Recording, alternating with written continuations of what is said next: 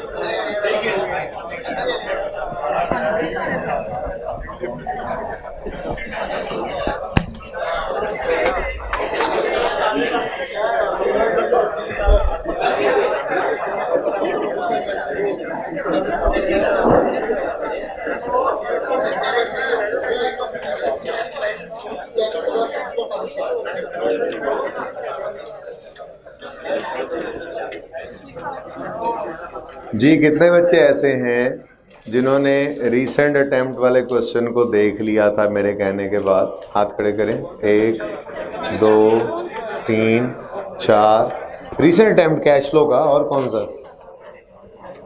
कितने बच्चों ने देखा था सवाल? दोबारा हाथ खड़े करें। 1 2 3 4। ढूंढने से हाथ नहीं मिल रहे।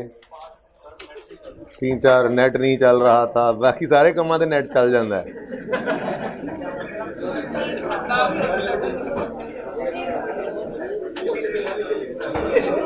चलें, ये क्वेश्चन रख लें, इसको एंड पे देखते हैं। अब आखिरी 10-15 मिनट इस पे बात करेंगे। भाई बातें बंद कर दें। अगर आप आ ही गए हैं तो बातें बंद कर दें। ये पेपर मिल जाएंगे, काइंडली खामोशी से बैठें। यार आपने सवाल अगर देख लिया तो आप बोलते रहेंगे।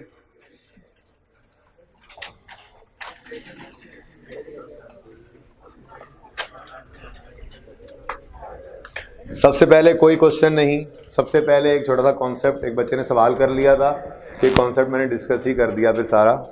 सुने, रिसेंट अटेम्प्ट वाला मिल जाता है। कितने बच्चों के पास रिसेंट अटेम्प्ट वाला क्वेश्चन नहीं पहुंचा?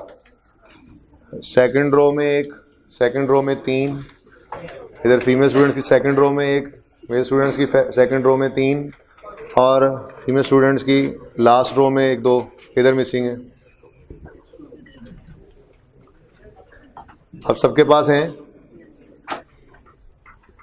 ये। अब रख लें इसको उल्टा के। अभी इसकी बारी नहीं है, दूर है इसकी बारी। कौन सा सवाल? हाँ सही है, ये पेपर से ही कॉपी किया हुआ एज इट इज। अच्छा सुने सुने, चलें ये बात 2-4 मिनट और बाद में करते हैं, बच्चे आ लें। पहले मुझे बताएं, वसीम इंडस्ट्रीज वाला क्वेश्चन कितने बच्चों ने अटेम्प्ट किया? घर पे हो गया था? मैं सारा तफसील से डिस्कस करना है मैंने, वो मैं करता हूँ, लेकिन सवाल करवा नहीं रहा। उसका सोल्यूशन फोटोकॉपियर पे रखवा दिया है, जाते हुए ले लीजिएगा। कितने बच्चों ने जालिब इंडस्ट्रीज वाला क्वेश्चन जो मैंने डायरेक्ट मेथड से करवाया था उसे इनडायरेक्ट से किया? हो गया था? जिनसे नहीं हुआ था या जिनसे हो गया था, चाहे सोल्यूशन लेना तो ये दोनों सवाल का सोल्यूशन आपके लिए फोटोकॉपियर पे अवेलेबल है। ठीक है, ये दोनों क्वेश्चंस का सोल्यूशन आप ले लीजिएगा, बेहतर है। दोनों ही इनडायरेक्ट मेथड में हुए। ये सवाल तो वसीम इंडस्ट्री तो हो ही नहीं सकता था डायरेक्ट से, क्योंकि हमारे पास सेल्स क्या, कॉस्ट ऑफ सेल यानी प्रॉफिट एंड लॉस की फिगर मौजूद नहीं। ठीक है, ओके। तीसरी बात, जो रिसेंट टाइम का क्वेश्चन मैं आज आखिरी 10-15 मिनट में डिस्कस करूंगा, मैंने आपको कहा था लाइक यूनिवर्सल ट्रेडर्स वाला वो सवाल था, सिवाय इसके कि 2 चीज़ें उसमें ऐसी थी जो अभी हमने कॉन्सेप्ट पढ़ नहीं रखे, और वो जाहिर सी बात है सिलेबस में तो हमने वो पढ़ ही लेने हैं, वो टेस्ट हुए हुए थे। तो कल की क्लास में अलाउड होंगे सिर्फ वो बच्चे, बैठना अलाउड होगा जिनको, बाकी आएंगे तो सही इंशाल्लाह, क्योंकि कल मैंने हाफ लेक्चर में कैश फ्लो को कंक्लूड कर देना है। कुछ छोटी मोटी बातें जैसे पास पेपर 9 क्वेश्चन होना रहता है, जैसे टेस्ट होगा आज उसको डिस्कस करेंगे, बड़ा ही इंपॉर्टेंट क्वेश्चन है टेस्ट वाला, वो टेस्ट का क्वेश्चन करने वालों को ही कल समझ आएगी कि हुआ क्या है उनके साथ टेस्ट में भी और होना क्या चाहिए था, वो क्या करते। ठीक है, तो पहले हाफ लेक्चर में मैं कैश फ्लो को कंक्लूड कर जाऊंगा, सारी पेंडेंसीज उसको उड़ा के अगले टॉपिक को, और पिछली क्लास तक तो डिसाइडेड नहीं था, लेकिन पिछली क्लास में एडजस्टमेंट एक आई इन्वेस्टमेंट प्रॉपर्टी की, तो उसके बाद मेरा दिल होने लग गया कि हम इन्वेस्टमेंट प्रॉपर्टी IS40 जो है वो स्टार्ट कर देंगे कल इंशाल्लाह। ठीक है, तो इसलिए टेस्ट भी लाजमी दीजिएगा, और वसीम इंडस्ट्रीज़ वाला क्वेश्चन सोल्यूशन अवेलेबल है, चाहे नकल करके लिख लेंगे। वो नकल करके लिखने वाले क्लास में तो बैठ जाएंगे, लेकिन अगली बार फिर क्लास में बैठ रहे होंगे, इसलिए बेहतर है, मुझे पता है 90% क्वेश्चन वो आपसे हो जाना है, वो आप कर लेंगे जी। जिनसे नहीं हुआ मैं उनकी बात करूं बेटा, ठीक है। तो please,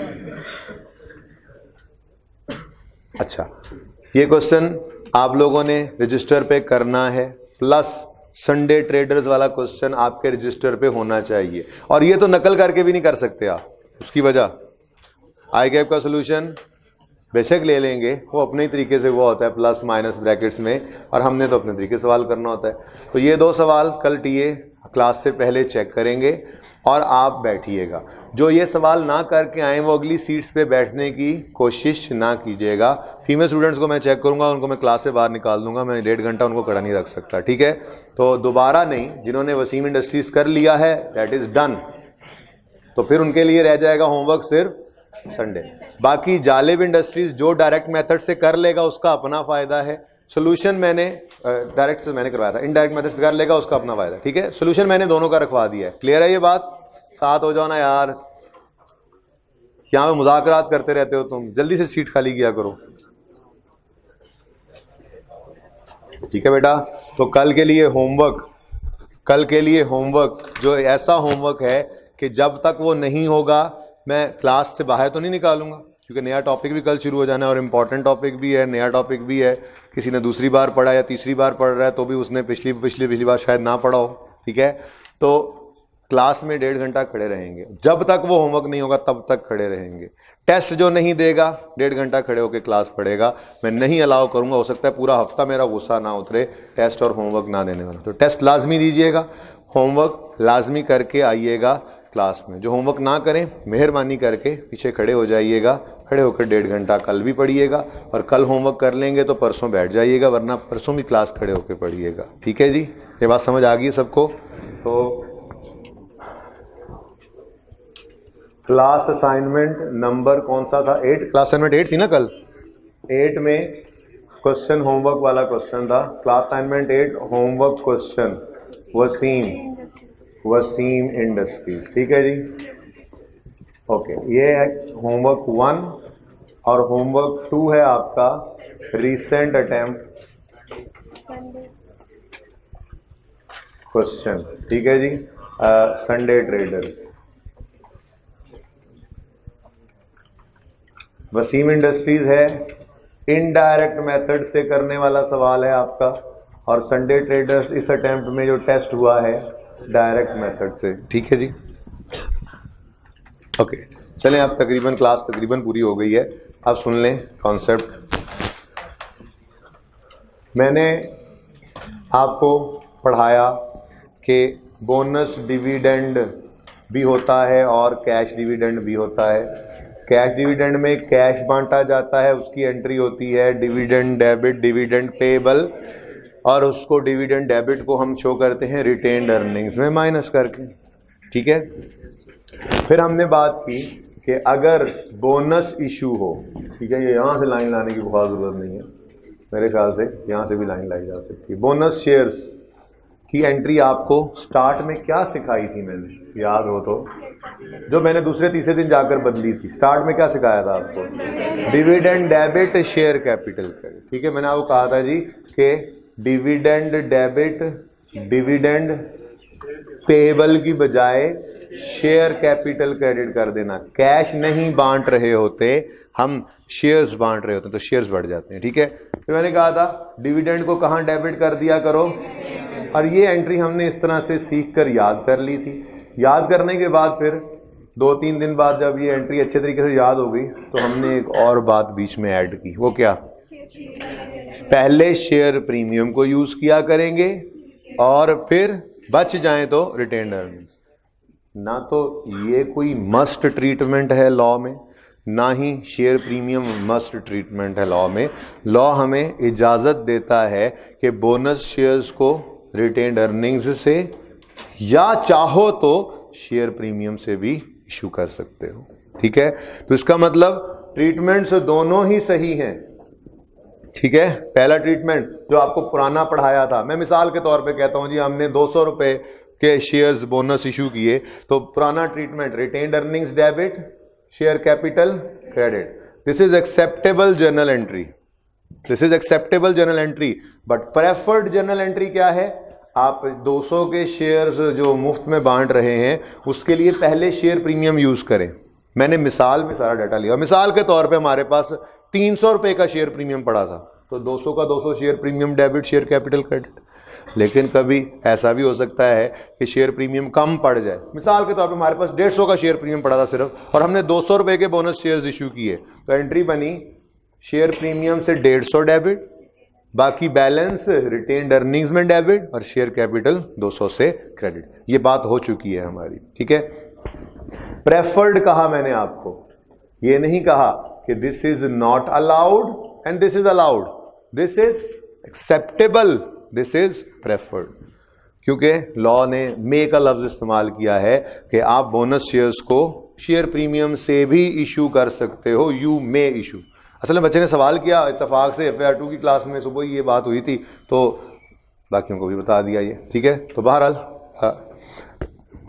may issue share bonus shares from share premium, ये मे इशू हमने कैसे करने हैं कर लिया, लेकिन यहां से भी कर सकते हैं। अब जब लॉ ने मे का लफ्ज इस्तेमाल किया है तो आप ये एंट्री कर आओ चाहे ये एंट्री कर आओ, नंबर नहीं काट सकता।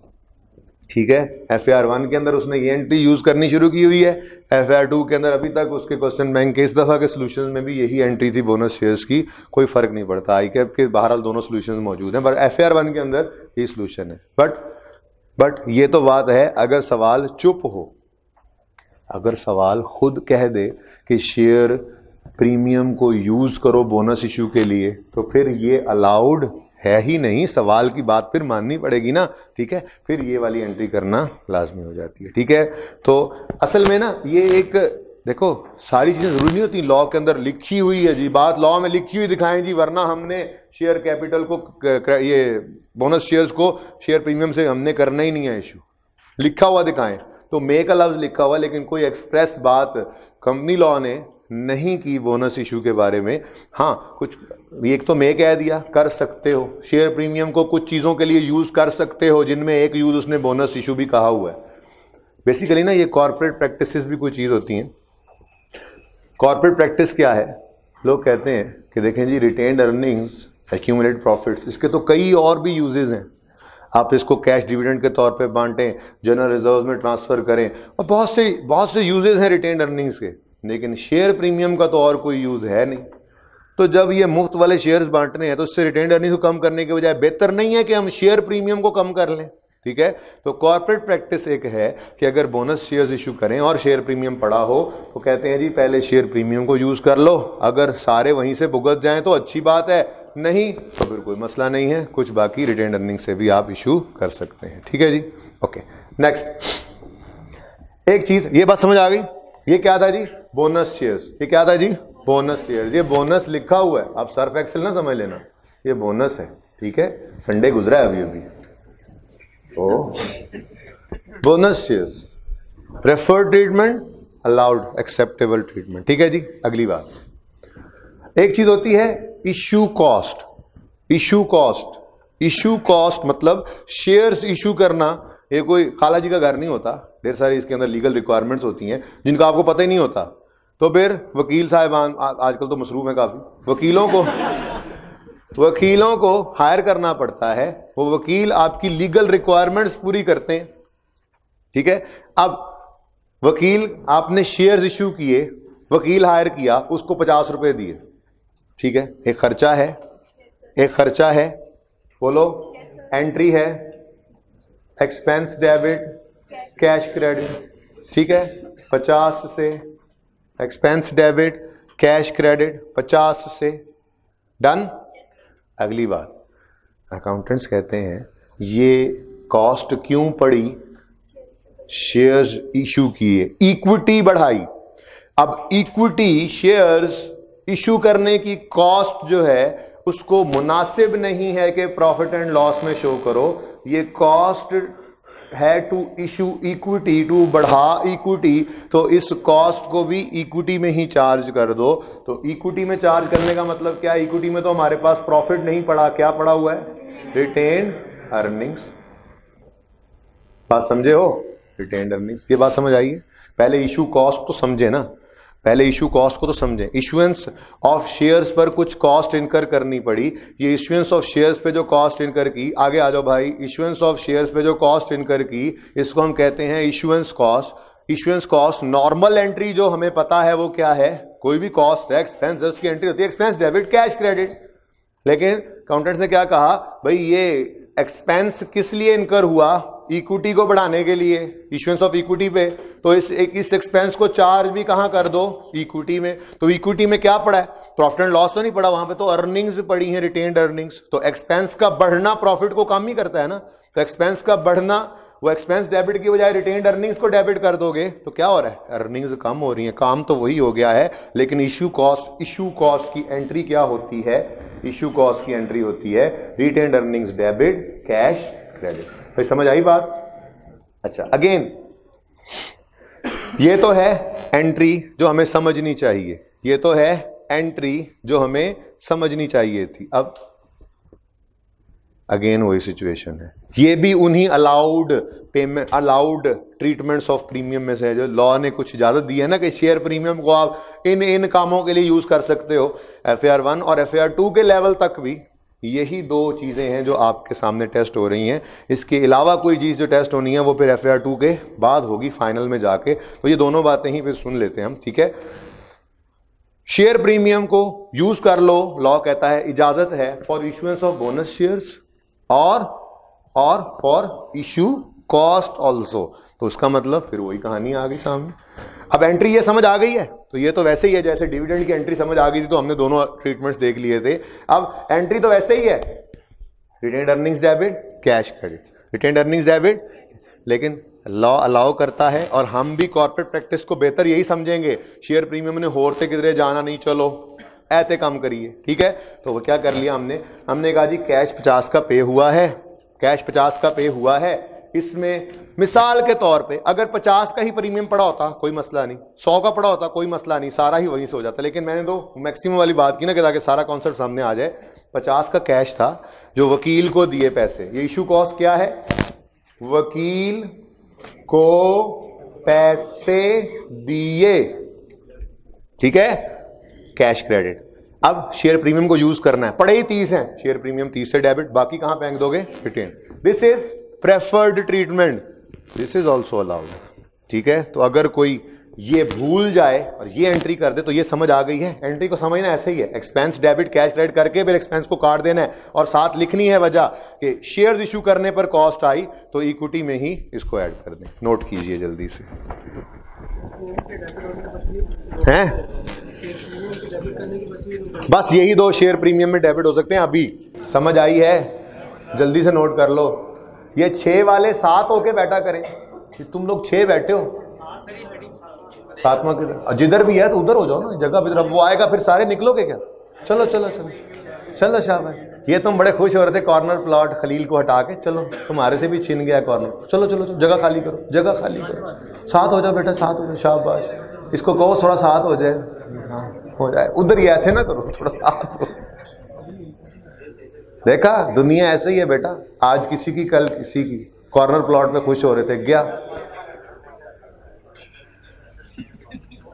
हमारे दादा परदादा के पास जो था आज वो हम लोगों के पास है, अगर कुछ था तो, ठीक है।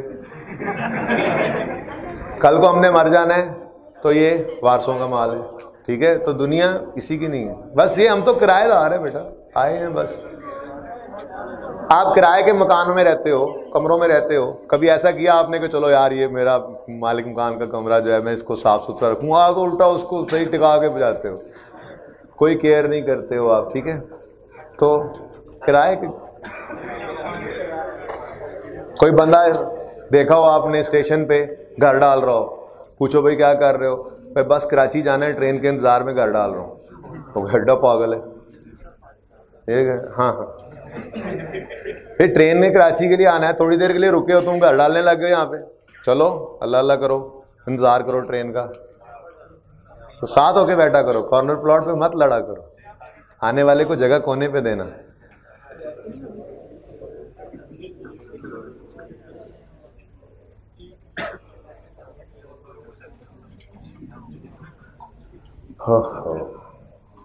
साहबा रिज़वानुल्लाह मजमईन जो थे वो कहा करते थे कि अगर हमारे सामने जन्नत पूरी रहनाइयों के साथ, ये दोज़ख पूरी हौलनाकियों के साथ आ जाए, तो हमारे ईमान में ज़र्रा भी फ़र्क नहीं पड़ेगा, कि हम बग़ैर देखे ही उनके ऊपर इतना ही ईमान रखते हैं कि देख भी लेंगे तो। आजकल हमारा ईमान बहुत कमज़ोर, बस अल्लाह माफ़ करे। तो तज़किरा जिसका करोगे ना उसी पे ईमान बनेगा। एटम बम देखा हुआ है किसी ने? एटम बम तो देखा हुआ है? ओके ठीक है, तुम मेरे साइड पे, एक्सेप्शन। अच्छा एटम बम अगर लाहौर पे गिरे तो क्या होगा? बात जवाब, हाँ या नहीं? गिरेगा तो क्या होगा? तबाह हो जाएंगे। आपने देखा हुआ एटम बम? आपने तबाह होते हुए हिरोशिमा को देखा था? नहीं, वीडियो देखी, आंख ने देखा, कान से सुना, साइंसदान बोलते हैं, लोग बोलते हैं, ज़बान से बोला, दिमाग ने यही सोचा, ईमान पक्का बना हुआ है इस पे। अगर एटम बम कहीं गिर जाए तो सब मलिया में, ईमान बना हुआ है, क्योंकि यही ईमान बनने के रास्ते हैं। तो आप लोग और मैं जब हम जन्नत दोज़ख के मौत के तज़किरे नहीं करते ना, तो हम कहते हैं हाँ मरना तो है, एने मरना है, मरना तो मैं भी है, पर एने पहले मरना है, मैं पता नहीं कदों, टाइम बड़ा है अभी मेरे पास। तो अल्लाह हमें तौफीक दे इस ज़िंदगी के बाद वाली ज़िंदगी की तैयारी की। कैश लो तो तैयार हो गई, कब्र के 3 सवाल तैयार हुए या नहीं हुए? हशर के दिन के सवाल तैयार हुए या 4, और उधर के 3 तैयार हुए या नहीं हुए? इसको भी सोचना चाहिए। ओके, नेक्स्ट कॉन्सेप्ट है, क्वेश्चन ही है। वसीम इंडस्ट्रीज ओपन कर लें जल्दी से, तफसील से इसकी बात कर लें जल्दी जल्दी ज़रा। नोट कर रहे हैं तो जल्दी से नोट करें।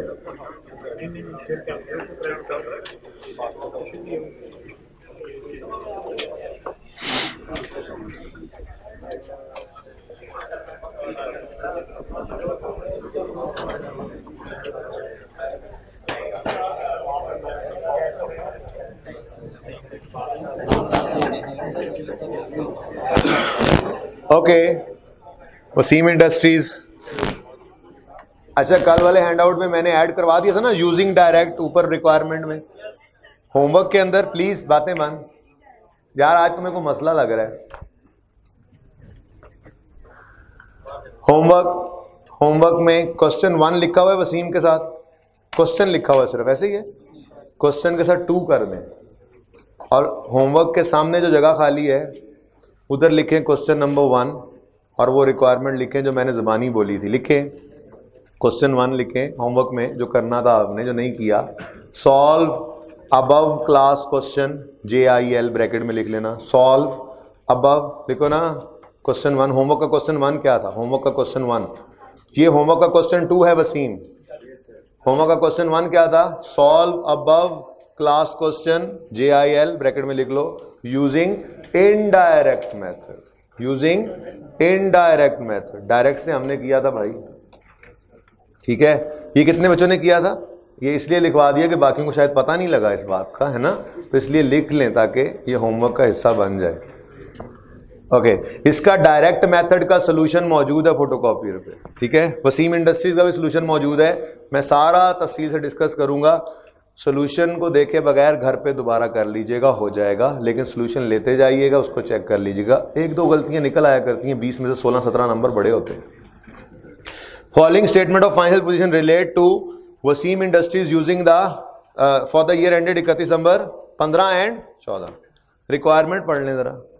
Prepare a cash flow statement in accordance with requirements of IS 7 cash flow statement using the, आगे ऐड कर लें, भूल गया मैं ऐड करना, for the year ended 31 December 15, ना भी लिखा हो तो भाई 15 और 14 की बैलेंस शीट थी तो 15 की कैश फ्लो बनानी होती है, कंपैरेटिव की थोड़ा ही बनानी होती है, ठीक है जी। यूजिंग क्या लिखा उसने, indirect method for the year ended 31 December 15 add कर लिया, उसने कह दिया इनडायरेक्ट।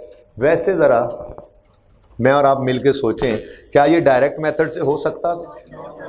नहीं, डायरेक्ट मेथड से हो नहीं सकता था, क्योंकि यहां पर इनकम स्टेटमेंट नहीं थी। कुछ ना कुछ तो होता, कोई सेल होती, कोई प्रॉफिट होता, कोई टैक्स होता, कुछ तो होता, कहीं से कोई वर्किंग कर लेते, कोई मुमकिन ही नहीं था। इसलिए उसने हमें सवाल एक्सप्रेसली कह दे डायरेक्ट मेथड से करो, और डाटा ना हो तो ढूंढना है डाटा, ठीक है, टेस्ट में।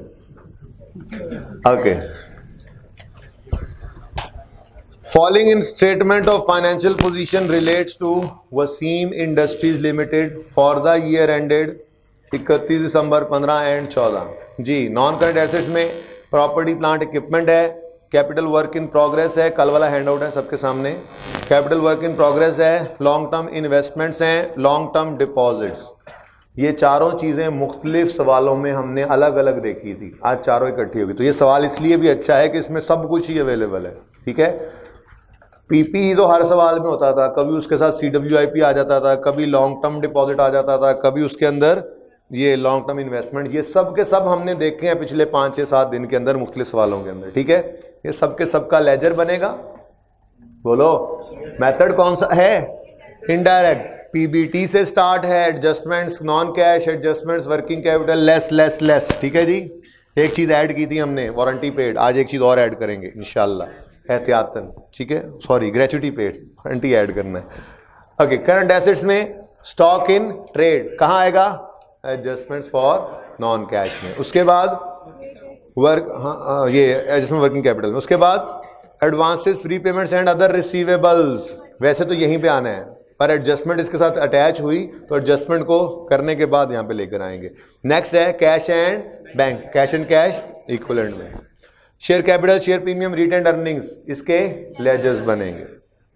नॉन करंट लायबिलिटीज में long term finance, secured unsecured, हमें क्या प्रेजेंटेशन, ये डिस्क्लोजर रिक्वायरमेंट होती है, FR2 में पढ़ेंगे जाके।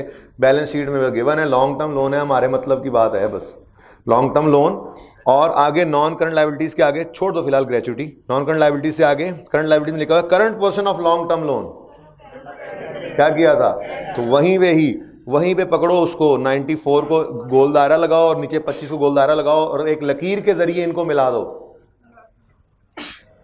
ठीक हो गया। ये दोनों को ऐड करके लेजर बनाया था, ऐसे ही क्लोजिंग के साथ किया, ओपनिंग के साथ भी लिख लो ताकि भूलो ना। ये सवाल पढ़ते हुए ही कर लिया करेंगे सवाल पे, ताकि इसको हम भूलें ना। 118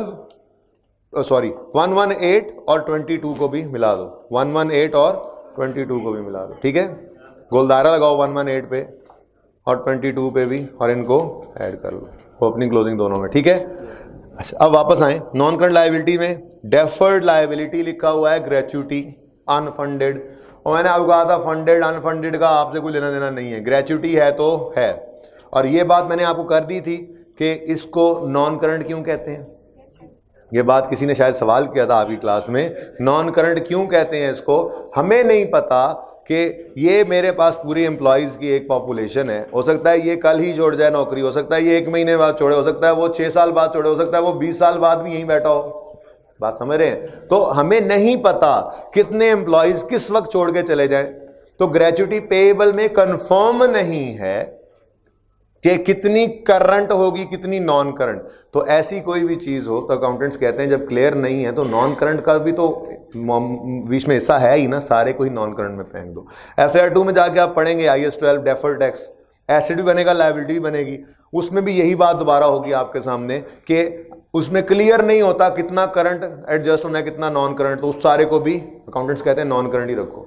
हमें नहीं पता क्लियरली ग्रेचुटी पेएबल कितनी करंट है कितनी नॉन करंट है, तो सारी की सारी नॉन करंट, ठीक है। बाकी तो मैंने आपको कहा था इस ग्रेचुटी पेएबल में कोई सेंस कोई नहीं है। ये ग्रेचुटी पेएबल का लेजर मैंने कहा था लाइक इंटरेस्ट है। देखो इंटरेस्ट पेएबल आप कहोगे एक्सपेंस लिखना है, चलो जो भी है एक ही बात है, एक्सपेंस लिखना है एक्सपेंस लिख लो, पेएबल लिखना है पेएबल लिखना है। इंटरेस्ट एक्सपेंस पेएबल मैंने सारे लिख दिया। इंटरेस्ट एक्सपेंस, एक्सपेंस का लेजर, ओपनिंग आता है, क्लोजिंग आता है, इंटरेस्ट पेड आता है और इंटरेस्ट एक्सपेंस आता है।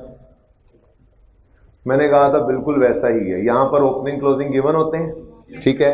इंटरेस्ट एक्सपेंस कभी अवेलेबल करके कैश बैलेंसिंग निकाल लेते हैं, कभी कैश अवेलेबल कर दे और एक्सपेंस बैलेंसिंग निकाल लें, लेकिन इसका ट्रीटमेंट क्या हुआ करता है, हमेशा हम ये करते थे इंटरेस्ट एक्सपेंस यहां ऐड बैक करते थे और इंटरेस्ट पेड यहां पर लेस कर लेते थे, ठीक है, less interest paid.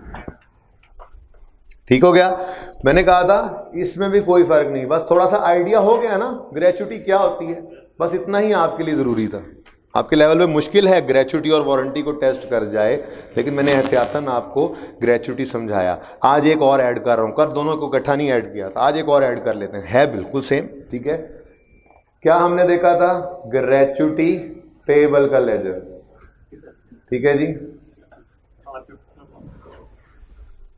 Gratuity payable का लेजर ओपनिंग भी होगा, कल देखा था हमने, क्लोजिंग होगा, कभी कैश पेड दे देगा, हम ग्रेच्युटी एक्सपेंस की फिगर निकाल लेंगे, कभी ग्रेच्युटी एक्सपेंस, ये प्रॉफिट एंड लॉस वाली फिगर होती हैं जो एक्सपेंस प्रॉफिट एंड लॉस में गए हुए हैं, कभी एक्सपेंस दे देगा पेड की फिगर बैलेंसिंग, कभी पेड दे देगा एक्सपेंस की फिगर बैलेंसिंग।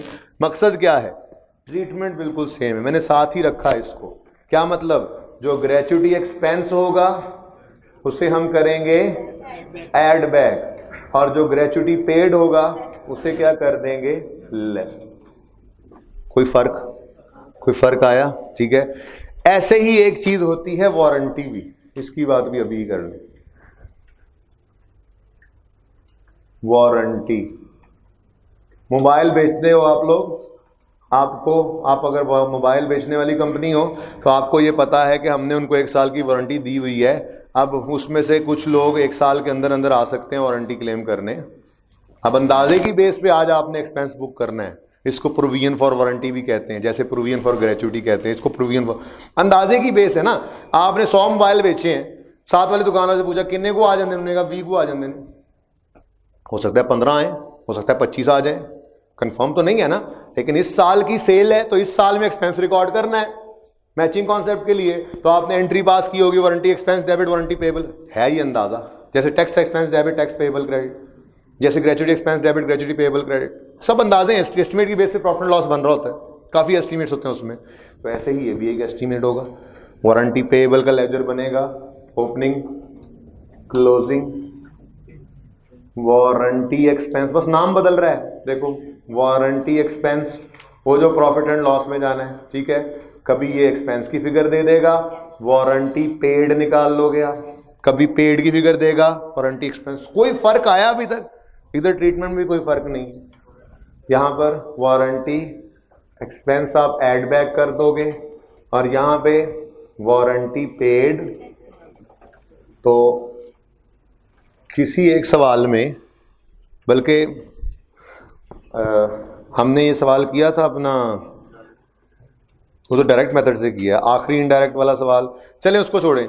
जो आप आज सवाल सोल्यूशन उठाएंगे ना, जो सोल्यूशन उठाएंगे आप फोटोकॉपियर से, उसके अंदर वसीम वाला सवाल है, ठीक है। वसीम वाले सवाल में, बल्कि उसमें दोनों सवाल हैं, जालिब और वसीम दोनों में ही ग्रेच्युटी है। वसीम आपने होमवर्क किया, ग्रेच्युटी की एडजस्टमेंट थी थोड़ी सी चेंज करके, जालिब में भी वही एडजस्टमेंट थी, तो वो डायरेक्ट मेथड वाले नहीं है, इनडायरेक्ट वाले सोल्यूशन है, तो ये चीज वहां पे नजर आ जाएगी, ठीक है। तो जो आपको ग्रेच्युटी एक्सपेंस लिखा हुआ नजर आएगा ना, आप उसके नीचे छोटा सा ऐड कर लेना वारंटी एक्सपेंस और आगे लिख लेना उस सवाल में 0, वारंटी पेड 0, ताकि आपके नोट्स का हिस्सा बन जाए। नहीं तो अभी जौन सा भी सवाल आपका इनडायरेक्ट का हुआ पड़ा है आपकी कॉपियों पर, उस पर चले जाएं, उस पर जाकर ग्रेच्युटी पेड और वारंटी पेड दोनों ही लिख लें, आगे नील नील कर दें किसी भी सोल्यूशन पे। जो तो बच्चों ने वसीम इंडस्ट्रीज का घर पे सवाल किया है या जालिब का इनडायरेक्ट मेथड से किया है, बेस्ट है उसी के ऊपर ग्रेचुटी नजर आ रहा है, नीचे वारंटी भी लिख लें, आगे नील नील लिख दें, ताकि आपके नोट्स का हिस्सा बन जाए। आपको पता हो कि अगर ये भी आ जाएगा तो इसके साथ भी वैसे ही करना है, ठीक है। नॉर्मली एक आधी लाइन मैं ज़्यादा लाइन छुड़वाया करता था, एक आधी लाइन खाली पड़ी ही होती है। तो एडजस्टमेंट्स और नॉन कैश में जहां ग्रेचुटी पेड आपने होमवर्क में लिखा हुआ है, जिनको अल्लाह ने तौफीक दी, देखो कितना फायदा हो गया। ग्रेचुटी पेड के नीचे उन्होंने वारंटी पेड ऐड कर लिया और आगे 0 लिख दिया, और ग्रेचुटी पेड के नीचे वारंटी पेड लिखकर 0 कर दिया। और जिनको ऐसा सवाल नहीं मिला, उन्होंने उससे पहले का कोई सवाल देखा, और उसमें भी ऑपरेटिंग एक्टिविटीज में जगह खाली मिलेगी। एडजस्टमेंट फॉर नॉन कैश में 1-2 लाइनें खाली होंगी, और कैश पेड यहाँ पर नीचे नहीं भी जगह खाली तो उसके ऊपर थोड़ा सा लिख लें, जगह खाली होती है normally. Expense paid like interest expense और इंटरेस्ट पेड, इसका कोई ट्रीटमेंट डिफरेंट नहीं है। तो पहला कॉन्सेप्ट आज हमारा हो गया बोनस शेयर्स और इशू कॉस्ट को शेयर प्रीमियम के लिए शेयर प्रीमियम को यूज करना। एक कॉन्सेप्ट ये पढ़ लिया। दूसरा कॉन्सेप्ट, आज वैसी बात शुरू हो ही गई तो हमने ये देख लिया। वैसे तो मेरा कॉन्सेप्ट ये पढ़ा हुआ है, लेकिन यूं कह सकते हैं कि हमने एक कॉन्सेप्ट ये बना लिया अपना कि अगर ग्रेचुटी पेएबल या वारंटी पेएबल हो तो बिल्कुल वैसा ही है जैसा एक्सपेंस पेएबल। हाँ, ये बात आप कहोगे डायरेक्ट मेथड से गोली करा रहे, दस ही नहीं रहे, इनडायरेक्ट मेथड है। तो डायरेक्ट मेथड में भी कोई मसला नहीं है। इंटरेस्ट नॉर्मली फेस पे ही अलग पड़ा होता था। अगर किसी एक्सपेंस में शामिल हो तो एक्सपेंस के लेजरे में वो एक्सपेंस लिखने से पहले उसे निकाल लोगे। ग्रेचुटी एक्सपेंस अगर फेस पे है तो इग्नोर जैसे कर देते हैं, लेकिन अगर किसी एक्सपेंस में छुपा हुआ है तो एक्सपेंस का लेजरा बनाने से पहले उसको कल किया था हमने, ठीक है। वारंटी भी अगर फेस में नजर आ जाए तो इग्नोर, और अगर छुपा, और नॉर्मली छुपा पड़ा होता है सेलिंग एक्सपेंसेस में। सेलिंग एक्सपेंस है ना, चीज को बेचने के लिए वारंटी दी। सार्वल दुकान वाला वारंटी नहीं देता, हम वारंटी देते हैं, सेल बढ़ गई, this is selling expense, this is selling expense. जो सही कराने आएंगे सही करा के भी देंगे ना, फिर बात समझ रहे हो ना, ठीक है। तो वारंटी एक्सपेंस फेस में नजर नहीं आ रहा, किसी एक्सपेंस में छुपा हुआ है। अगर एक्सपेंस में छुपा हुआ है तो एक्सपेंस के लेजरे में लेकर जाते हुए, क्योंकि एक्सपेंस इज नॉन कैश, ठीक है, वहां से माइनस कर देंगे। कल देखा था हमने ग्रेचुटी को ऑपरेटिंग एक्सपेंस से माइनस करके ग्रेचुटी पेड लिखा था। यही वारंटी आ जाए तो माइनस कर देंगे और वारंटी पेड लिखेंगे, ठीक है, सही है ना। आज फुल फ्लैज कोई क्वेश्चन नहीं है, आज मैं सिर्फ चीजें इकट्ठी कर रहा हूं, पूरी कर रहा हूं, तसल्ली कर रहा हूं कि हमें पता है सब बातों का, ठीक है। चलें, तो ये 2 बातें होंगी अब तक। वापस आते हैं सवाल पे। भाई ऑनलाइन वाले टीए का पता है? ऑनलाइन वाले टीए आपको नहीं पता? चले ठीक है,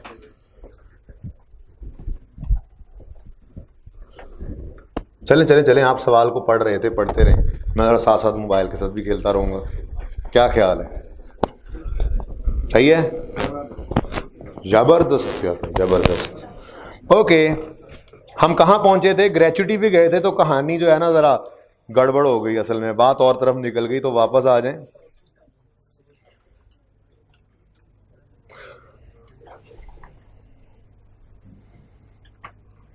ओके ओके ओके, जगह ही कोई नहीं बची यार, इसको पढ़ लो यार। अच्छा जी, उसके बाद शॉर्ट टर्म फाइनेंस कहां जाता है? मेथड इनडायरेक्ट चल रहा है, ठीक है। कैश एंड कैश वो डायरेक्ट में भी उधर ही जाता है, ठीक है। Next, trade and other payables, ये भी वर्किंग कैपिटल का आइटम है, पता है हमें सब कुछ, ठीक है। आगे बढ़े तो इनकम स्टेटमेंट थी ही नहीं, इसलिए तो मैं कह रहा हूं, और कोई डाटा भी नहीं था कि जिससे कोई इनकम स्टेटमेंट बना लेते हम, कहीं पे भी पता ही कोई नहीं कुछ, ठीक है। बल्कि मुझे तो लगता है शायद प्रॉफिट भी नहीं गिवन था।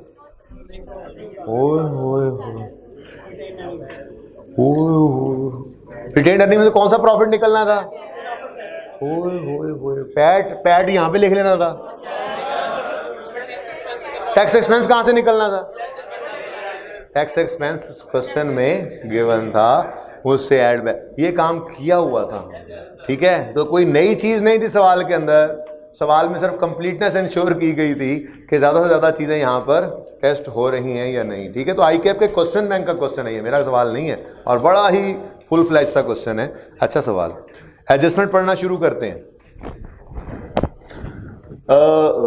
N interim bonus issue of 1 for 5, पकड़ लो 1 for 5, अंडरलाइन करो 145।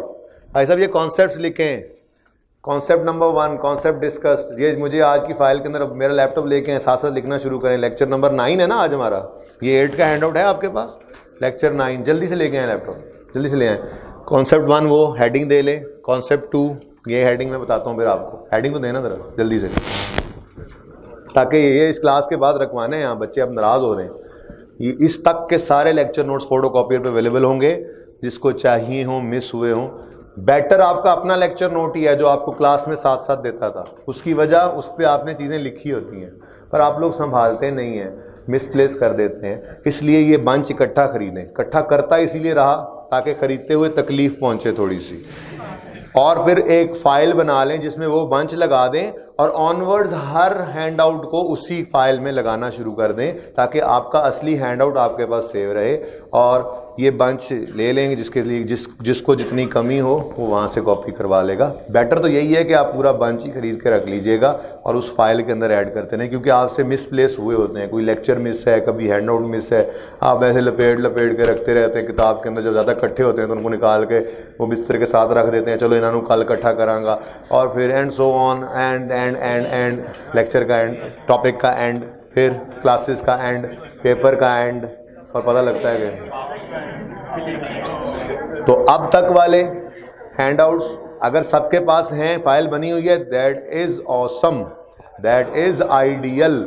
अगर नहीं है तो अब फाइल बना लें, क्योंकि आप वाला हैंड आउट वो कभी भी रिप्लेसमेंट नहीं हो सकता। ये वाला हैंड आउट, ये खाली हैंड आउट है, आप वाले हैंड आउट पे चीज़ें लिखी होती हैं, छोटी छोटी चीज़ें, छोटे छोटे कॉन्सेप्ट हर बच्चे ने अपने हिसाब से लिखे होते हैं, तो उनको संभालना चाहिए। खुदारा संभालें, एक फाइल बना लें लेक्चर नोट्स की, एंड तक ऐसे ही करेंगे ताकि आपके पास कंप्लीटनेस इंश्योर हो सके कि हमने इतने नंबर ऑफ लेक्चर्स पढ़े थे, हर एक में ये सवाल क्लास में था, ये होमवर्क में था, कोई लेक्चर मिस भी है तो आपको पता होगा कि इस लेक्चर में भी क्या हुआ है। तो इसलिए आज तक वाले रखो, उसके बाद फिर इंशाल्लाह साथ साथ ऐसे ही दौड़ दूड़ लगा के जितने होते रहेंगे।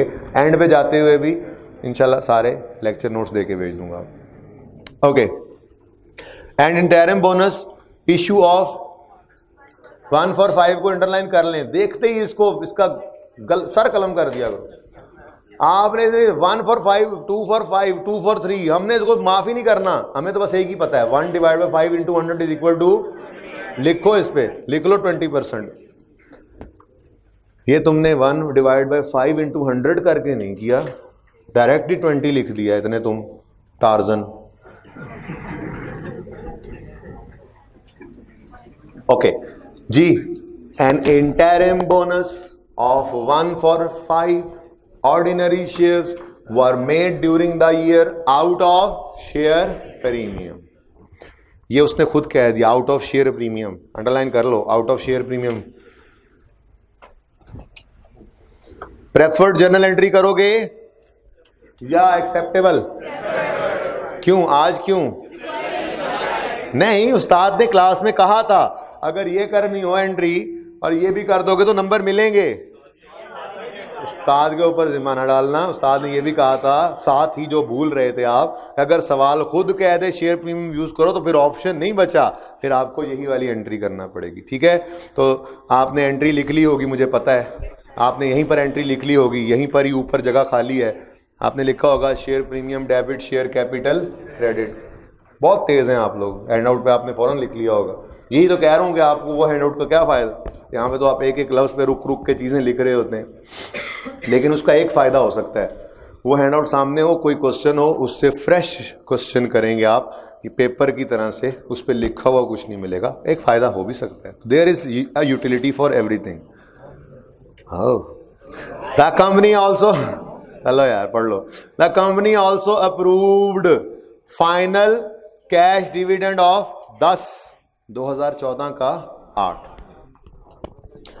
अच्छा, यहां पर उसने नहीं लिखा कंपनी ने ऑल्सो अप्रूव्ड, ये जो company also approved final cash dividend 10%, ये 15 का है या 14 का है? बात जो 15 की चल रही थी, वो कह रहा है ड्यूरिंग, और वैसे भी 15, वो कह रहा है ड्यूरिंग द ईयर इंटरिम दिया, और फिर चलो फुल स्टॉप लग भी गया है तो ब्रैकेट में 14 का बता रहे हैं। अब फाइनल ऑफ 14 एक ही होगा, there is no 2 final dividend. मैंने आर नहीं लफ्ज इस्तेमाल किया, देख लो, there is no two final dividend. ठीक है ना, क्या मतलब फाइनल डिविडेंड बेचारा एक ही हो सकता है। 15 के साल का फाइनल प्रॉफिट 16 में हो जाएगा, एक 16 का डिविडेंड, एक 16 में वो डिविडेंड मिलेगा 15 का। तो फाइनल डिविडेंड साल में एक से ज्यादा हो ही नहीं सकता। फाइनल का मतलब एनुअल डिविडेंड होता है। एक जगह पे मैंने एनुअल को अंडरलाइन करके फाइनल लिखवाया था, याद है सिटीजन इक्विटी में? आपको नहीं याद, मुझे याद है। मैं 3 बार एक ही चीज लिखवाता हूं, मुझे याद है अच्छी तरह। ठीक है, तो आप घर जाके 3 बार रिवाइज किया करेंगे तो मेरी जितनी अकाउंटिंग आपको भी आती होगी। ठीक है, तो रोज जाके पढ़ा करें, 3 बार लेक्चर को रिवाइज किया करें। ओके, सुने सुने सुने, अच्छा सुन तो लें, 3 बार एंड तक तो कर ही लेंगे। ठीक है, सुन लें प्लीज। एनुअल डिविडेंड को कहते हैं फाइनल डिविडेंड, और एनुअल सालाना एक ही बार होगा। ठीक है, तो हमारा साल है 2015 वाला। ठीक है, इसमें मैक्सिमम कौन कौन से डिविडेंड हो सकते हैं जी? फाइनल ऑफ 14 इन 15 आ सकता है, और इंटरिम ऑफ 15 इन 15। ये एक से ज्यादा भी हो सकते हैं, इंटरिम एक से ज्यादा भी हो सकते हैं। नॉर्मली मैंने आपको कहा था क्या होता है जी, जनवरी फरवरी या हद मार्च में नॉर्मली 14 के 31 दिसंबर 14 साल खत्म हुआ होगा, इसके प्रॉफिट्स अगले 1-2 माह में फाइनल हुए होंगे, और यहां पर कहीं फाइनल डिविडेंड अनाउंस हो जाया करता है। तो फाइनल ऑफ 14 इन 15 ये कभी यहां अगस्त सितंबर में या नवंबर दिसंबर में नहीं आकर हुआ करता। आपको पता है लॉ पढ़ने के बाद कि कंपनी ने एजीएम करनी है 120 दिनों में, तो हद तो फिर 4 महीने ही है ना।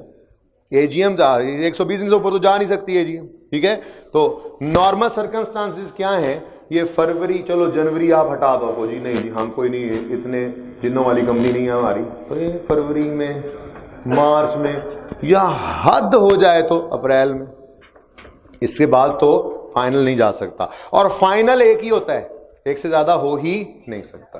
तो अब अगर वो फाइनल के बारे में कह रहा है फाइनल डिविडेंड 10 है और 14 का 8 है, तो इसका मतलब हमारे लिए रेलेवेंट कौन सा है? 14 वाला, 8 जो फाइनल है 15 में मिल रहा है। तो काट दो 10% को, ओनली टू परेशान यू। ठीक है, लगा लो गले से 8% को, तुम हो हमारे डिविडेंड। अब बताओ है कौन सा? है कौन सा? Cash dividend. तो कैश डिविडेंड की एंट्री क्या होती है? Dividend debit, dividend payable, credit. सवाल में डिविडेंड पेएबल नहीं नजर आया? ओ, कहीं पे भी नहीं नजर आया, तो बहुत अच्छी बात है। इसका मतलब जितना होगा उतना पे हो गया होगा, कहा था। लेकिन आपको मैंने इस तरह डिविडेंड का लेजर भी बना के, याद है मुझे, दिखाया था। मैंने कहा था ओपनिंग 0 क्लोजिंग 0, जो रिटेन अर्निंग्स है वही पेड। उसूल क्या है? अगर डिविडेंड पेएबल का लेजर नहीं है तो वो उसूल है जो पहले 4-5 दिनों में हम सवाल करते रहे थे। हम डायरेक्ट ही डिविडेंड को लिख दिया करते थे, डिविडेंड या ड्राइंग कैपिटल में डेबिट करके नीचे पेड। डिविडेंड पेएबल तो आया ही बड़े बाद में था, जब हमने फिर कहा था ओहो अच्छा इसको यहां से रूट करा लेना, याद आ रहा है? तो रूट तब करेंगे जब डिविडेंड पेएबल होगा, नहीं तो ये सारे का सारा पेड ही है। बहरहाल dividend debit, dividend payable, credit, ये एंट्री हो जाएगी किससे? 8% से। ये एंट्री किससे होगी? 8% से। ओके, अब अगली बात, एक चीज, बोनस इश्यू भी तो था, वो इंटरिम था, वो इंटरिम था। कंफ्यूजन था यहाँ पे, लेकिन होना नहीं चाहिए था। बड़ी तफसील से ये टाइम क्लासिफिकेशन के ऊपर भी बात हुई थी। बहरहाल इंटरिम था बोनस, पढ़ के आए हैं अभी। इंटरिम था बोनस, जिसकी एंट्री भी आपने लिखी है, share premium debit, share capital. ये तो याद है ना कि शेयर, ये डिविडेंड की परसेंटेज शेयर कैपिटल के, मिसाल के तौर पे आप अज्यूम कर लेते कि इंटरिम जो है वो यहां पे है और फाइनल यहां कहीं है, तो क्या ये मुनासिब होता? सुनो ना, क्या ये मुनासिब होता? आप कहते हैं इंटरिम डिविडेंड में बोनस इशू हुए हैं, ये शेयर्स बढ़ गए हैं, 20% से बढ़ गए ना, अब जब डिविडेंड ये वाला देना है तो उन बोनस पे भी लगेगा। क्या ये मुनासिब होता? नहीं। तो इतना तो आपको पता ही होना चाहिए, ये नॉर्म है। दूसरे तीसरे महीने में पिछले साल का फाइनल डिविडेंड मिल जाता है, तो अब शेयर होल्डर्स को थोड़ा करार आ जाता है। ठीक है ना? अब ये नहीं कहेंगे वो चलो ऐसे 14 दे फाइनल हो गए, 3 महीने दे प्रॉफिट चो भी डिविडेंड दो। वो कहेंगे जाओ यार कम करो, तुसी डिविडेंड ही खान आए हो, कम ना करने देना सानू, डिविडेंड दो डिविडेंड दो, बात समझ रहे हो ना। तो नॉर्मली फिर क्या होता है, नॉर्मली कोई बहुत भी जल्दी हो तो मिड ऑफ द ईयर जाके शेयर होल्डर्स कहते हैं अब 6 महीने के बड़े प्रॉफिट्स आए हैं, क्योंकि अकाउंट्स सामने आएंगे तो उन्हें पता लगेगा ना प्रॉफिट्स हैं, ठीक है। तो 6 महीने के अकाउंट सामने आए तो शेयर होल्डर ने देखा अच्छा वाह भाई वाह, बड़ा भाई प्रॉफिट है, उन्होंने फिर रोला डाल दिया हमें कुछ डिविडेंड चाहिए। तो ये डिविडेंड को क्या कहते हैं, ये नॉट फाइनल डिविडेंड है, ये फाइनल डिविडेंड एनुअल नहीं है, ये 6 मंथली प्रॉफिट्स की बेस पर है। इसी को हमने कहा था इंटरिम डिविडेंड। तो इंटरिम डिविडेंड ऑफ 15 इन 15 यहां पे होगा। चलो एक से ज्यादा है, आप कहते हो जी ये थोड़ा सा महीने जरा बड़े बड़े करने पड़ेंगे थोड़ा सा, ताकि सितंबर लगे, जुलाई अगस्त सितंबर। मैंने कहा जी यहां पर कुछ प्रॉफिट्स आए तो उन्होंने फिर रोला डाल दिया, इट इज पॉसिबल यहां पे कहीं पे एक और इंटरिम आ जाए। तो इंटरिम ऑफ 15 इन 15 वो एक से ज्यादा दफा भी आ सकता है, लेकिन इंटरिम को ये अज्यूम कर लेना कि यहां पे होगा और फाइनल को अज्यूम करना कि यहां पे होगा, ये तो बेवकूफी है। बात समझ रहे हो, ठीक है ना। तो इसलिए परेशान होने की जरूरत नहीं थी, फाइनल डिविडेंड पे पुराना ही शेयर कैपिटल होना था। और इंटरिम बोनस जो है, जो यहां पर इंटरिम 15 ऑफ 15 जो है, जिसकी एंट्री आपने लिखी है भला क्या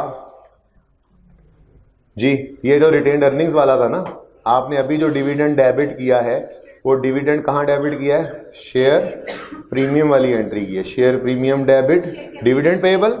ओके ठीक है जी, बात समझ गए हैं उम्मीद है।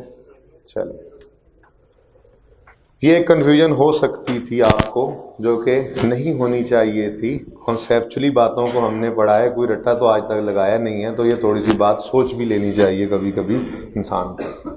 नोट कीजिए अगर कुछ नोट करना है तो। ओके, पॉइंट 1 एक अच्छा पॉइंट था, टेक्निकल पॉइंट था।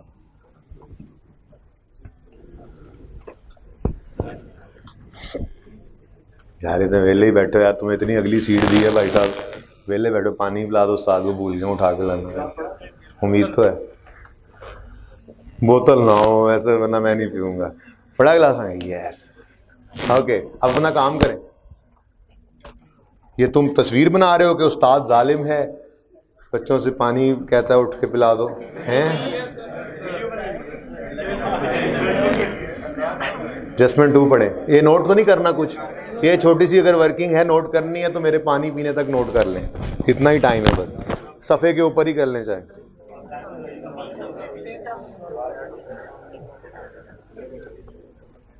पानी पी लें दो मिनट।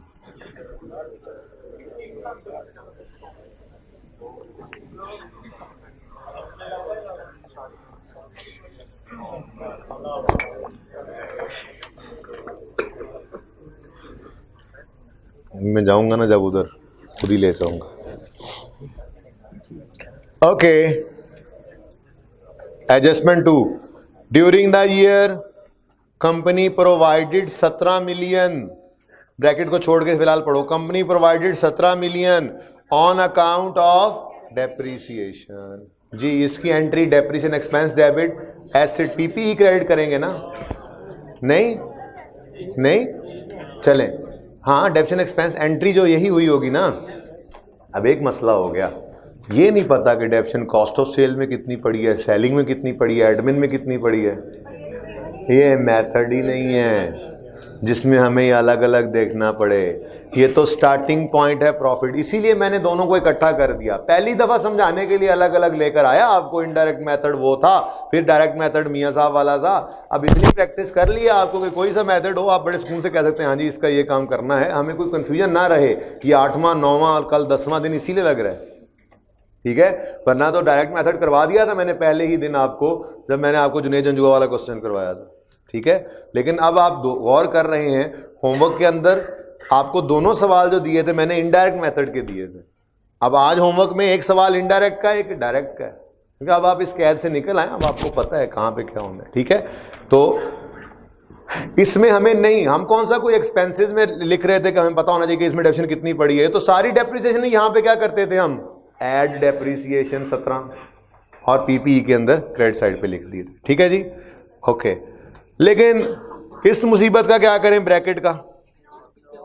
हाँ जी, सवाल के अंदर प्रॉफिट एंड लॉस अगर 2 साल का दिया हो तो उसको काट दिया करो। हमने पिछले साल आज तक जितने सवाल किए 2 साल की बैलेंस शीट, 1 साल की इनकम स्टेटमेंट चाहिए होती थी। हमें पिछले साल की इनकम स्टेटमेंट से कोई सरोकार नहीं है, पिछले साल की इनकम्स और एक्सपेंसेस से कोई सरोकार नहीं है। ठीक है, तो फिर 2014 रुपीज 13 मिलियन को काट दीजिए। ठीक है, this was here only to परेशान यू। ठीक है, याद रखना कैश फ्लो के सवालों में हमें सेल्स और एक्सपेंसेस का अगर प्रीवियस ईयर का डाटा दे देगा तो हमने उसको इग्नोर करना है। लिख लिया होगा इसको काटते हुए, एक बार तो लिख लेना, पहली बार ये बात आई। आज से पहले कभी इनकम या एक्सपेंस पिछले साल का नहीं दिया होता था हमें, इस तरह से तो डाटा गिवन होता था बैलेंस शीट के आइटम्स का, डेटर्स का, टैक्स का, इंटरेस्ट का। आज उसने जनाब डेप्रिसिएशन एक्सपेंस के साथ ही लिख दिया कि चलो आदतें पई होनी है इन्होंने, है जी भाई। ओपनिंग क्लोजिंग तो होता नहीं है एक्सपेंसेस इनकम्स का। तो कैश फ्लो के सवाल के अंदर अगर आपको पिछले साल का कोई इनकम एक्सपेंस दे दे तो उसे क्या करना है? IGNORE, ignore. पता नहीं था ना स्पेलिंग, देखो। ओके, ये हो गया सही, यहां तक को मसला। तो पिछले साल का कोई इनकम एक्सपेंस होगा कैश फ्लो के सवाल में, क्या करोगे? Ignore. The details relating to disposal of PPE are as follows जी।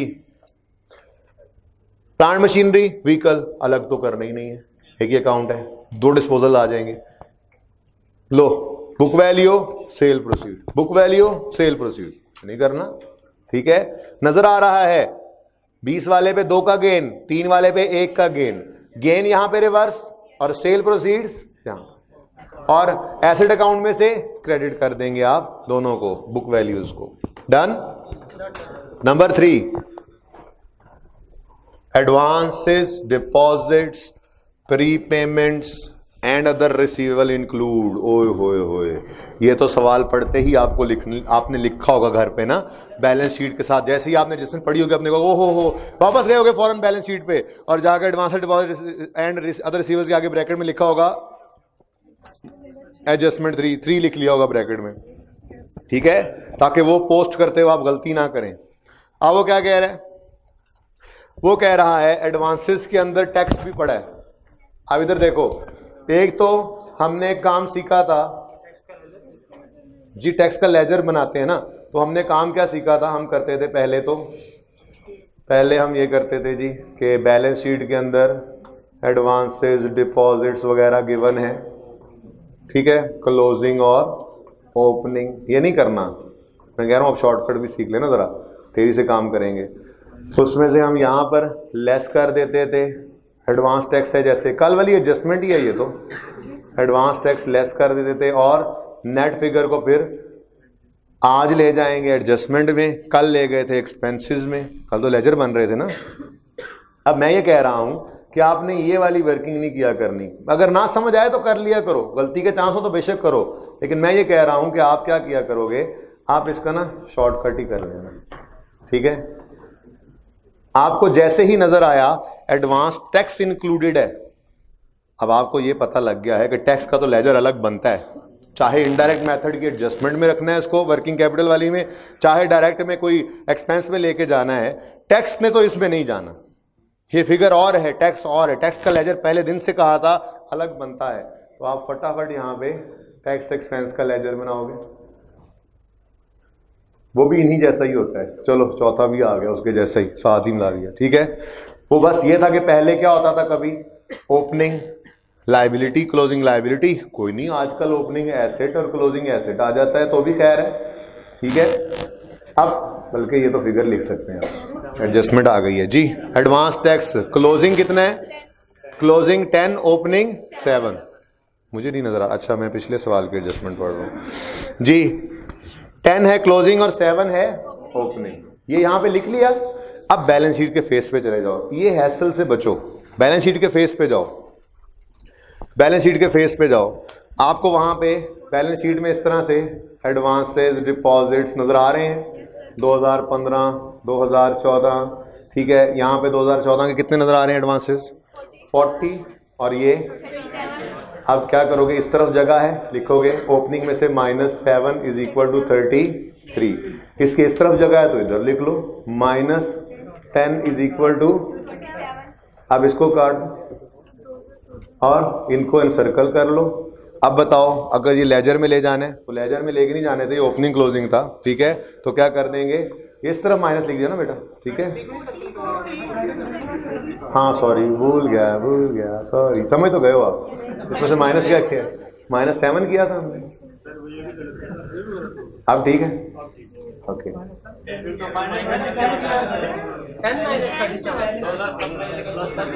जो भी है, मेरा मतलब समझो, मैं आपके लिए बैलेंस शीट बना रहा हूं, आप मुझे आगे से बातें सुना रहे हैं। जो बैलेंस शीट वाले थे वो ये थे। आपके पास तो बैलेंस शीट वो होगी ना, आप तो खुद लिख रहे होंगे, पता लग जाएगा। मेरे से देखो जे हो गए, गलती होगी मेरे को, मैं 40 क्रॉस नहीं किया। बहरहाल बैलेंस शीट में 40 था, बैलेंस शीट में 37 था। आपने इसमें से एक्सक्लूड किया 7 को और 10 को, तो अब आपके पास 33 और 27 है। अगर इनडायरेक्ट मेथड है तो चेंज ले लो यहां से, ठीक है। 6 से बढ़ रहा है, कम हो रहा है, 6 से कम हो रहा है। एक एसेट 6 से कम हो रहा है, एसेट कम हो तो क्रेडिट, कैश क्या होगा, डेबिट, ठीक है। तो इस तरह से आप एडजस्टमेंट कर लेंगे। आगे बढ़ें। नहीं ये समझ आए, अच्छा ना लगे तो ये मौजूद है, जैसे करते आए हैं अभी तक, काफी दफा किया ये काम। आगे बढ़े। In 15 company paid 6 million on account of, लो जी, ओपनिंग क्लोजिंग गिवन था। आज सवाल में उसने कल JIL जालिब में उसने एक्सपेंस दिया था, हमने पेड निकाला था। आज उसने पेड दे दिया तो हम एक्सपेंस निकाल लेंगे, ट्रीटमेंट वही रहना है, ठीक हो गया। Next, accrued markup on long term finance amounting to 7 million, closing opening 9 is included in trade payable में पड़ा है। तो अपना काम पहले कर लोगे, क्या इसका तो लेजर बनना था, आपने लिखा है वो बना हुआ है, लो मैं क्यों बनाऊंगा ये जी। ओपनिंग क्लोजिंग बताओ जी, ओपनिंग इंटरेस्ट कितना पेबल कह रहा है वो, 9, क्लोजिंग 7। अब आपकी बैलेंस शीट है, या अल्लाह खैर, बैलेंस शीट के अंदर कितना नजर आ रहा है, ट्रेड अदर पेबल्स 60, क्लोजिंग और 46। ये तो था ना बैलेंस शीट में ब्लैक लिखा हुआ, मैं अब क्यों करूं ऐसे। आपके पास ब्लू बॉल पेन तो खैर होता नहीं है, लेकिन चले ओके जी।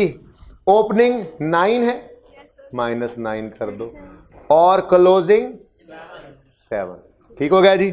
चलें, ये एडजस्टमेंट हो गई। एडजस्टमेंट के बाद 37 कट दो, एडजस्टमेंट के बाद 59 इनू कट दो। क्रेडिटर्स चेंज लेकर आना है, क्रेडिटर्स बढ़ रहे हैं तो क्रेडिट, कैश, डेबिट, ठीक है। ये शॉर्टकट जरा बैलेंस शीट पे ही कर दिया करेंगे ये काम, ताकि ये टाइम बच जाए, हैसल से बच जाए, टाइम बचाना शुरू करें। समझ आ चुकी है अब हमें, ठीक है। तो पहले क्या किया हमने, पहले लेजर बना लिया, ठीक है। नेक्स्ट, ऑन 15 जनवरी, ओहो पिछले सवाल की आखिरी एडजस्टमेंट पढ़ के कह रहा हूं, डिविडेंड फिर आ गया। इनकम टैक्स, हाँ, financial charges including profit and loss were 16, ये गिवन थे, कैश बैलेंसिंग निकलेगा सवाल में। Interest expense, sorry, income tax expense for the year 15 is 19, ये ठीक है जी। तो पेड निकल आएगा। अच्छा सुने, अब सुने यहां पर आपको एडजस्टमेंट 5 में भी 7 मिलियन के उसके आगे, सॉरी 16 मिलियन के आगे लिखा हुआ नजर आ रहा है 14 मिलियन। एक्सपेंस दे दिया उसने कंपैरेटिव में, काट दो उसको, इग्नोर करना है। टैक्स एक्सपेंस भी, एक्सपेंस फॉर द ईयर है, 19 के आगे ब्रैकेट में एक और लिखा हुआ है, काट दो उसको भी, ठीक है। तो मेरा नहीं ख्याल आप इस क्वेश्चन को कुछ रह गया इसके पल्ले, बहुत ही पोस्टमार्टम किस्म का डिस्कशन हो गया है सेशन इस पे। Okay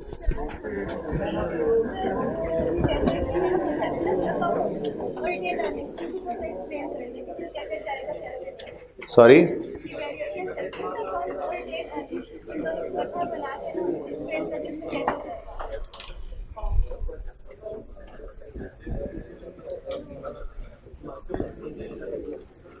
retained earning, opening balance होता है, क्लोजिंग होता है, मैक्सिमम और क्या हो सकता है, पैट, ये नॉर्म, और डिविडेंड नॉर्म। सुने अब, इसके अलावा दो एबनॉर्मल चीजें भी आ सकती हैं, पर वो सवाल नॉर्मली बताएगा। तो एक, रिटेन्ड अर्निंग से जनरल रिजर्व में कोई चीज ट्रांसफर कर दो, तो उसकी एंट्री होगी retained earnings debit, general reserves credit. या एक यहां पर भी ट्रांसफर की एंट्री पड़ा करती थी, वो एंट्री हुआ करती थी revaluation surplus debit, retained earnings credit. तो ये सरप्लस रिटेन्ड। इसके अलावा मेरा नहीं ख्याल रिटेन्ड अर्निंग के अंदर और कोई चीज आ सकती है, ये मैक्सिमम है। हाँ, डिविडेंड एक से ज्यादा भी हो सकते हैं, ठीक है, कैश भी हो सकता है, बोनस भी हो सकता है, बोनस में शेयर प्रीमियम ना पड़ा हो तो वो भी यहीं से जा रहा होता है। बहरहाल जात तो डिविडेंड ही है, चाहे वो इंटरिम हो, चाहे वो फाइनल हो, चाहे वो कैश हो, चाहे वो बोनस हो। अगर रिटेन्ड अर्निंग में डेबिट हो सकती है तो एक फिगर ये है, ठीक है। सरप्लस का क्या है, ओपनिंग, क्लोजिंग, ये मैक्सिमम बढ़ेगा तो किससे, इस साल आने वाला को सरप्लस है, या कम होगा तो रिटेन्ड अर्निंग में, चाहे वो ट्रांसफर की एंट्री हो, चाहे डिस्पोजल की। अच्छा जी, होमवर्क हो गया, class assignment 8 homework question Wasim Industries. कल ना हो तो 1.5 घंटा तेल से लगा गया ना टांगों पे, कोई नहीं, छुट्टी को नहीं होनी, ठीक है, ओके। इंपॉर्टेंट बहुत है, क्योंकि पहले आधे घंटे में जो सवाल होना है वैसा सवाल हमने कैश फ्लो का नहीं किया हुआ जो टेस्ट में आया हुआ है, ओके। अच्छा, मैंने कहा अब आप इतने अच्छे तैयार हो गए, टेस्ट तो फिर थोड़ा सा चेंज होना चाहिए ना, थोड़ी सी तब्दीली, थोड़ा सा ध्यान करना, सवाल कर लोगे, इंशाल्लाह कर लोगे, मुझे उम्मीद है।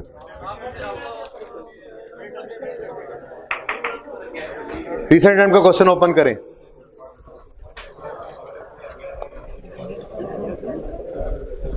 वसीम इंडस्ट्रीज डिस्कस किया, क्लास वर्क में लिखेंगे भाई साहब आप Wasim Industries discussed homework question Wasim Industries, okay. Concepts में तो हमने सिर्फ अभी तक देखा जाए तो 2 ही बातें की हैं, एक इशुएंस ऑफ, या यूं लिख लें, use of share premium for issuance of bonus shares और इशू कॉस्ट। दूसरा हमने डिस्कस किया आज वारंटी पेएबल के लेजर को, ठीक है। उसके अलावा कोई नई चीज तो नहीं आई, ओके। बाकी तो क्वेश्चन की डिस्कशन में ही ये बातें आ रही हैं ना, तो उसका लिए कॉन्सेप्ट तो नहीं है, वो तो बस ओके। इस दफा आईकैब ने भी ना पूरा पेपर हफ्ते के दिन ही बनाए हुए थे, जैसे हमने कुछ दिन पहले फ्राइडे ट्रेडर्स वाला सवाल किया, टेस्ट में दिया था फहीम ट्रेडर का नाम लिखकर, याद है, सिंगल एंट्री में, तो वो फ्राइडे ट्रेडर्स असल में था, तो ये आईकैप ने सारे दिन ही लिखे हुए थे। यही तो मेरा ज़हन था, यही तो प्लान मेरा कल चौपट हुआ था, जिस वजह से फिर गुस्से में मैंने वो वाला सवाल बना दिया। तो आप लोगों को, प्लान मेरा यही था कि आपको टेस्ट कर लूँगा कैश फ्लो को, यहाँ से पता लग जाएगा किस लेवल पे ऑपरेट कर रहे हैं। तो चलें आपका लेवल देखते हैं। आप इस सवाल के साथ ही अपने लेक्चर 7 वाला हैंड आउट रख लें, आपको 2-3 चीज़ों के अलावा कोई फ़र्क नहीं नज़र आएगा, और वो 2-3 चीज़ें वो हैं जो हमने पढ़ी नहीं हुई अभी सिलेबस के अंदर, जिसको देखने के बाद मैंने शायद ये जहन बना लिया है कि कल हम इन्वेस्टमेंट प्रॉपर्टी को ही स्टार्ट करेंगे। बहरहाल लेक्चर 7 घर जाके देख लेना, लेक्चर 7 वाला हैंडआउट जो है ना, यूनिवर्सल वाला सवाल जो मैंने आपको करवाया था, बिल्कुल वही लगता है। इसने फॉर्मेट उठाकर उसमें फिगर्स चेंज की थी और 2-4 चीज़ें जो हैं वो जैसे उसमें से नई आ गई थी, ठीक है। तो क्वेश्चन डिस्कस करते हैं, इसमें जो 2-4 नई चीज़ें हैं सिर्फ वही देख लेंगे। हैंडआउट हैं बच्चों के पास? कौन से हैंडआउट नहीं है? आज वाला ये डिस्कस कर रहे हैं जो सवाल, कितने बच्चों के पास नहीं है ये रिसेंट टाइम वाला क्वेश्चन? 1-2 स्टार्ट में ले आए, बाकी 4-5 पीछे रह गए हैं, तो ला दें फोटोकॉपी फिर से। अभी शेयर करें, वैसे भी घर पे ही करना है सवाल, ले आ जाते हैं अभी हैंडआउट, ले लीजिएगा। वैसे तो रिसेंट टाइम का क्वेश्चन है, आपको खुद डाउनलोड करना चाहिए था, पर तुसी भी क्या दे ही लगेगा, पता ही है, ऐसा नहीं हुआ करेगा आइंदा, पता है मुझे। जिसने किया वो आज उल्टी टोपी पहन के बैठा हुआ है। Following are the extracts from the financial statements of Sunday trader limited for the year 30 June 19। Property plant equipment, investment property star लगा लें। Investment property, stock in trade, prepayments, other trade receivables and cash. एक चीज सिर्फ नई आई है, investment property. ये वैसे भी आपके लिए नई ही है, इसको इसलिए भी सवाल के अंदर अभी मैंने नहीं एडजस्ट किया था, लेकिन मैंने आपकी क्लास से पहले एक सिनेरियो थोड़े से 3 बना लिए हैं, जो कि जाहिर सी बात है पहली क्लास में पढ़ाने के बाद आइडिया हुआ था, तो जाहिर सी बात है उनसे पहले तो आपको नहीं बताऊंगा, तो कल इंशाल्लाह उनको भी बताऊंगा, टाइम भी नहीं है ना अब, ठीक है। मैं वो सिनेरियोज किस बना रहा हूँ कि रीवैल्यूएशन सरप्लस का असर प्रॉपर्टी प्लांट इक्विपमेंट पे कैसे आता था, ये देखेंगे। फिर बोरिंग कॉस्ट अगर आ जाए सवाल के साथ मिक्स होकर कैश फ्लो में क्या होगा। इन्वेस्टमेंट प्रॉपर्टी तो आ ही गया है, गवर्नमेंट ग्रांट जब पढ़ लेंगे तो उसको भी मिक्स करके वो सिनेरियो ऐड करवा दूंगा, ताकि अगर इनको ऐड भी करता है इसके साथ मिक्स भी करता है तो हम क्या करेंगे, ठीक है। बहरहाल इन्वेस्टमेंट प्रॉपर्टी न्यू है, बाकी कुछ नहीं है, बाकी वही सवाल है आप वाले सवाल के ही हेड्स हैं, एक चीज ऐड हो गई है। ओके, क्रेडिट साइड पे आए, share capital, share premium, retained earnings, long term loans, trade payables, contract liability star लगा ले इसको। फिर accrued liabilities, interest payable, current maturity of long term loan. जी, लॉन्ग टर्म लोन को गोल दायरा लगाएं, 60-24 और 850 को गोल दायरा लगाएं और दोनों को एक लाइन के जरिए मिला दें, ठीक हो गया। और इसी तरह से ओपनिंग भी ऐसे ही किया हमने, ओके, एक ही लेजर बनेगा। प्रोविजन फॉर टैक्स बताया हुआ है, ये किसका मुश्किल नाम है। प्रोविजन अंदाजा और लाइबिलिटी नजर आ रहा है, तो ये टैक्स पेएबल की एंट्री जो हमने की होगी साल के एंड पे, tax debit, tax expense debit, tax payable, तो इसको हम ब्रैकेट में लिख लिया करते हैं टैक्स पेएबल। हम प्रोविजन का लफ्ज छोड़ते ही नहीं है, हम इसको ब्रैकेट में लिख लिया करते हैं, ये क्या है, करंट टैक्स पेएबल। ओके, और अगली बात, ये जो ऊपर कॉन्ट्रैक्ट लाइबिलिटी आ रहा है ना लफ्ज, ये लफ्ज के आगे मतलब लिख लें इसका, बता देता हूं पढ़ेंगे कहां पे, लिखें एडवांस फ्रॉम कस्टमर। इंट्रो का कॉन्सेप्ट है, एडवांस फ्रॉम कस्टमर। जी, कस्टमर से एडवांस, एसेट होता है लायबिलिटी। आपने आज पैसे ले लिए और ने कहा हल्ले चीजें नहीं बाद में देंगे, तो आपके ऊपर लायबिलिटी पड़ गई, liability to deliver goods in future. फीस राइज वालों ने ले लिया आपसे, अभी पढ़ाया नहीं था, अब अगर मैं मर जाऊं तो मेरी फीस तो वापस करनी पड़ेगी ना इनको। सुनो सुनो सुनो सुनो सुनो और सुन यार, कॉन्सेप्ट ले लो यार। वो कह रहा है इधर से एक आवाज आई, सेशन से ना मरना, सानू पढ़ा के बेशक मर जाओ। अच्छा सुने सुने सुने सुने सुने सुने भाई, देखो मैंने पहले भी बात इस साथ जिक्र किया था, दुनिया का निजाम किसी के जाने से नहीं रुका करता, तो एक जाएगा तो उससे अच्छा रिप्लेस करेगा उसको, ये दुनिया का निजाम है। हम लोगों को लगता है कि दुनिया का नाम हमारे से चल रहा है। अच्छा सुन तो लो, कॉन्सेप्ट देने लगा था, छोड़ो। अच्छा चलो एग्जाम्पल, अच्छा एग्जाम्पल यार पढ़ लो, मैंने ब्रेक भी करनी होती है, चुप करो, इंपॉर्टेंट बात है। सर्विसेज, फीस एडवांस में लेते हैं राइज वाले, लेकिन अभी सर्विसेज उन्होंने आपको अगले 4-4.5 महीने देनी होती हैं, ठीक है। तो जिस दिन पैसे लेते हैं उस दिन रेवेन्यू नहीं बना सकते। Cash debit, advance from customers, credit, customer ही है ना इनके आप स्टूडेंट, ठीक है। ऐसे ही कोई गुड्स बेचने वाला हो, पहली रो में किसके पास नहीं है टेस्ट पेपर, किसके पास नहीं है, ये 4th रो 3rd रो में, और एक इधर 2nd रो, एक दो रख दें इधर, एक इधर, हाँ मैं भी कहूँ 2-3 बचे, एक इसको रख दें। ओके, बाद में आप ले लीजिएगा एंड पे, ये यहां पे 2-3 रखने खुद ही बांट लेंगे। ओके जी, बात कर रहा था मैं, एडवांस फ्रॉम कस्टमर क्या है, एक लायबिलिटी। जब आप अगर एक सेलर ऑफ गुड्स हैं, आपने पैसे ले लिए, अभी चीजें डिलीवर नहीं की, तो एंट्री करोगे कैश डेबिट सेल क्रेडिट, नहीं, cash debit advance from customer. अब कल को जब चीजें जाएंगी तो एंट्री करोगे सेल क्रेडिट और कैश डेबिट, नहीं, फिर एडवांस। तो इसका मतलब कैश फ्लो के लिए इंपॉर्टेंट बात है एडवांस फ्रॉम कस्टमर।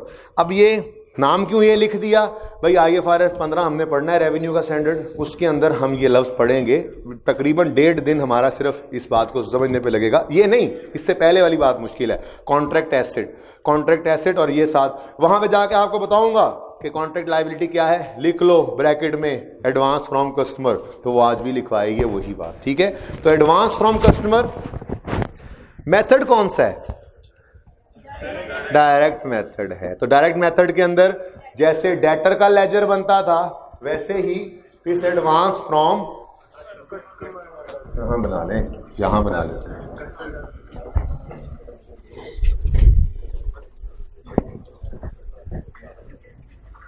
ये आपको पढ़ाई हुई बात है। ओके, सुने आप,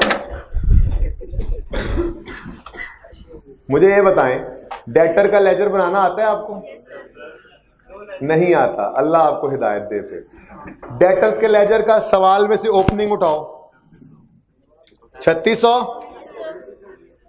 क्लोजिंग उठाओ 3800, ठीक है जी।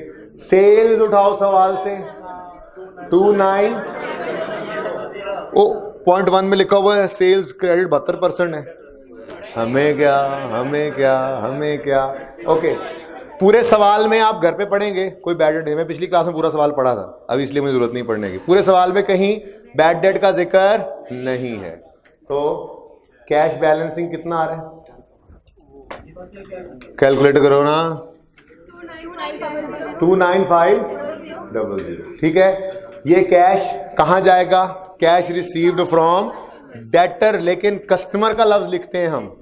ओहो सॉरी सॉरी, और मैं